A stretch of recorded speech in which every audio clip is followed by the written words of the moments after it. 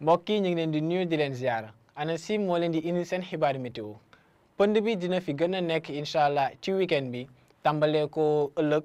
bisu gaaw ci daanaka réew mi yëpp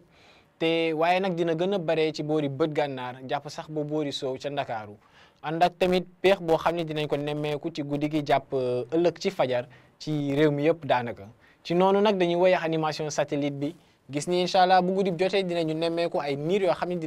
dinañu jugee ci boori géej gi nar a dugg si ci réew mi niir yoo xam ne dinañ fi desandi incha allah ba ëllëg ndax ngelaw goo xam ne ci guddi gi dina ëpp réew mi nar a jugee boori bët gànnaar te ëllëg dinañ ko nemmeeku mu jugee boori penk bu ñu xoolee prévision guddi tey jii liñ ciy gën a gis te mu fës mooy température yi nga xam ni dese nañoo kawe ba léegi ndax bu ñu xoolee température yi weesu wuñu 20 degré ak ñett yi nga xam ni ñu ngi koy xaarandi incha allah ca boori Ndakaaru waaye tamit ca penk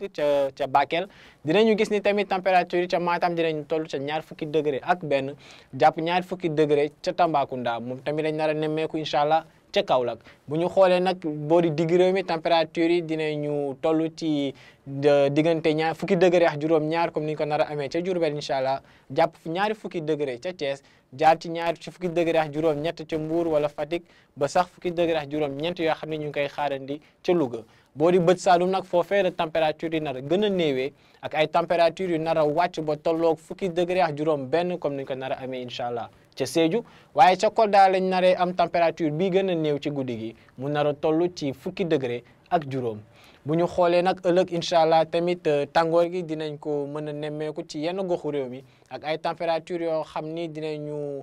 desee kawe tuuti sax nag ndax bu dul Kaffrine mi nga xam ni moo nar a am 20 degré ak juróom-ñett lii des ci température yi ci lii ëpp dinañu toll ci 20 degré ak juróom jàpp 20 degré ak juróom-benn. loolu lañ nar a gën a nemmeeku ci digg réew mi boo di penk température yu tolloog 20 degré ak juróom incha allah lañ fay xaarandi 20 degré ak juróom yooyu lañ nar a am ca boori Kolda ak Kédougou 20 degré ak juróom benn ci diggante Ziguinchor jàpp sax ba boori Sédhiou ca Ndakaaru dinañu am température boo xam ni moo nar a tolloog 20 degré ak benn muy température bi gën a néew waaye teewul mën nañu jàpp ni tàngoor gi dina fa desandi tuuti. mbokk yi bu ñuy tënk rek jàppale ni incha allah ci weekend bi dinañu nemmeeku bënd bi dina wéy di fi nekk sax nag laa war a wax ànd ak tamit